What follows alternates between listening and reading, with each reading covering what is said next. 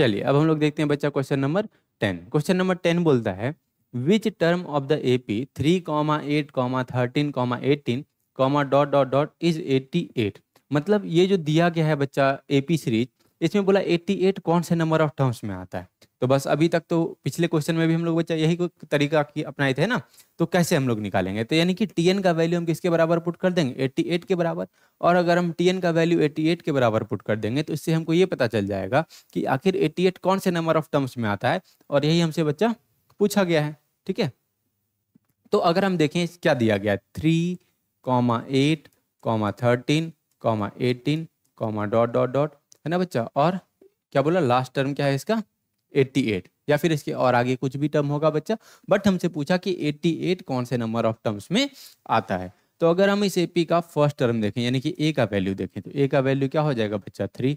और अगर हम लोग कॉमन डिफरेंस निकालें तो कॉमन डिफरेंस किसके बराबर होगा, A2 माइनस A1 के बराबर होगा। तो D is equal to A2 का वैल्यू क्या है 8 माइनस A1 का वैल्यू क्या है बच्चा 3। तो D is equal to 8 minus 3 किसके बराबर बच्चा, 5 के बराबर।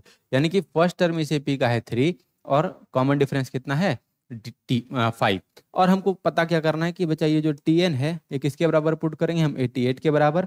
इससे हमको ये पता चलेगा कि आखिर ये जो 88 है कौन से नंबर ऑफ टर्म्स में आएगा। ठीक है, अच्छा Tn का अगर हम लोग फॉर्मूला पुट करें तो क्या होगा बच्चा, a plus n minus 1 into D.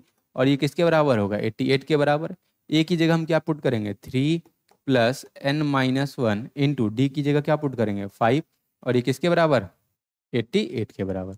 अब हम लोग यहाँ पर बच्चा ब्रैकेट ओपन करेंगे तो क्या होगा, 3 5 इंटू एन क्या होगा बच्चा 5n, और 5 इंटू माइनस 1 क्या होगा -5। और ये किसके बराबर बच्चा, 88 के बराबर।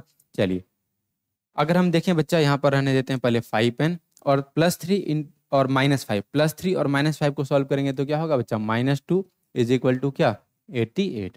अच्छा -2 को हम लोग राइट साइड शिफ्ट कर देंगे तो क्या हो जाएगा +2, यानी कि 5n इज इक्वल टू, पहले से है बच्चा 88 और -2 आएगा तो +2, यानी कि 5n किसके बराबर बच्चा 90 के बराबर। क्लियर है। अच्छा n का वैल्यू क्या हो जाएगा 90/5, और ये कितनी बार में कटेगा बच्चा 18 टाइम्स में, यानी कि n का वैल्यू क्या आ गया 18। कहने का मतलब है ये जो दिया गया है एपी बच्चा, इसका जो 18th टर्म होगा, इसका जो 18th टर्म होगा वो क्या होगा बच्चा 88, और यही हमसे पूछा ही है, तो इसका आंसर क्या हो जाएगा 18। ठीक है।